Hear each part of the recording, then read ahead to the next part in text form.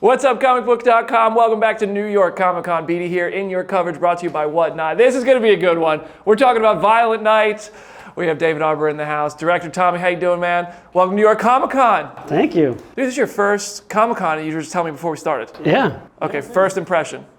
Very, very cool, and I'm glad I'm not down there because I would spend so much money on crazy stuff that I'm seeing. I want to buy from here. Yeah. I'd say it happens to the best of us, and by the best of us, I mean it's me. But you're no rookie at Comic Con. I'm not a rookie of Comic Cons, no. Have you ever been out on the floor? Yeah, you mean like as a fan? Walked around among everybody else. But I do go out sometimes. I wear like a mask, sure, and like wear different jeans, and wear.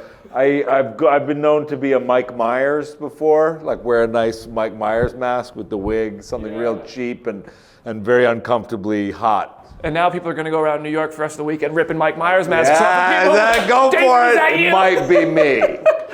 Oh, it might be David. All right. So the trailer for Violent Night just came out, and it is awesome. I mean, it is just a ton of fun. The reactions were awesome. I want to hear when you give that first look to people, what does it mean to you to see people get so excited and the funny reactions they have, just having a good time with this one? Relief, first. I mean, like, yeah, exactly. Because it's such an outlandish idea in a way, but people seem to really respond to it, and we're excited to share. I mean, this is the first time today that people are going to see the movie, so it's super exciting. That's going to be a little nerve-wracking too, to show the full thing. Yeah, very cool. Have you read any of the comments and seen any of the? No, I mean, I don't. I try not to look at a lot of stuff. I've heard that. Yeah, exactly. I've heard that things are pretty good. Except I have heard also that there've been a couple GIFs of Martin Scorsese saying this is cinema. There always are. And it's like I'm like, yes, it is. Get ready. You can't. I don't think you can get ready. This looks like a ton of fun. It's a cinematic experience, that is for sure. Okay, so in the pantheon of action badasses, where does this Santa Claus, rank him? Who would you compare him to? How would you rank him? My God, I mean, he's 10,000 years old. He's got a super long naughty list to get through. I mean, He's got some Nordic roots. Some Nordic roots. I mean, He's a dark, real, powerful guy. I'll put him right next. I mean, he's practically immortal, right? He's been around for thousands of years. I don't know. I'd put him up there with like all the greats. Put him up there with Thor. Yeah. Right? I was like a John Wick, but I'll take Thor, man. No, I think he's got a lot under the hood. But yeah, he's putting Keanu away pretty quickly. I think so. Oh man, I love how Christmas decorations become weapons in this thing. Tommy, I'm going to come to you for this one. Was there one prop that you were like, let's turn a wreath into a chokehold? Like, was there one prop that was like, that's the most fun idea to turn that into a weapon? I mean, we used, if anything, any Christmas decoration is a weapon. I mean, there's a scene in the film where Santa Claus takes on 25 mercenaries, and we try to use everything you can think about when it comes to Christmas or winter or snow to off these mercenaries, for sure. I think my favorite is the candy cane, though. He first sucks on it to make it sharp, and then he goes around taking people out. I'm going to make this candy cane disappear.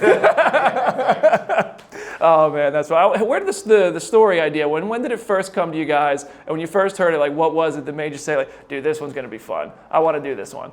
I mean, for me, like when I read it and it was presented to me, it was a version of the script that we worked on and stuff. But it had a lot of these elements that were almost tropes from different movies, because you have two movies in one, right? Like you have tropes from the action John Wick movie, like guy in a difficult situation has to fight his way out, things like that. And then you have tropes from a Christmas movie, like the heartbreaking or the heartwarming tales and the opening of the presents and all these things. And those two things like smashed together in very creative ways were like something I'd never seen before, and I didn't know as I read it if it could really work, because I think what you have to do is you have to do a couple different things. Like you got to make the action story work, but also like at the end of the day, it's got to be a Christmas movie. And what do Christmas movies make you feel?